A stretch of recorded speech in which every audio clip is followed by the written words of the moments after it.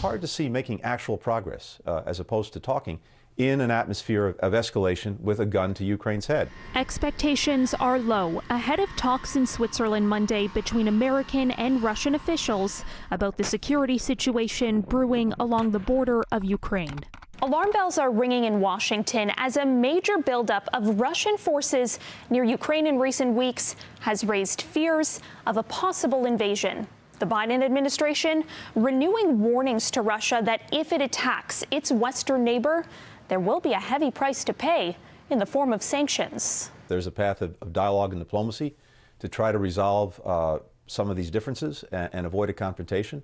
The other path is confrontation and massive consequences for Russia if it renews its aggression on Ukraine. America's top diplomat on Sunday said the U.S. is prepared to discuss limiting the scope of military exercises. But he said Russian President Vladimir Putin's demands that NATO pull back from Eastern Europe and not expand to include Ukraine are not on the negotiating table. Ultimately, this is up to President Putin to decide which path he's going to follow. Russia says it is the victim of Western aggression and will not make any concessions while facing pressure and threats.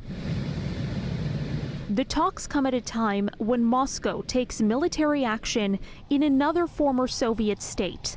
A few thousand Russian troops have arrived in Kazakhstan following a week of protests which left at least 160 people dead and marked the worst unrest in the Central Asian country in 30 years of independence. The Kazakh president appears to have regained control after he called on the Russians for help and ordered his forces to shoot to kill.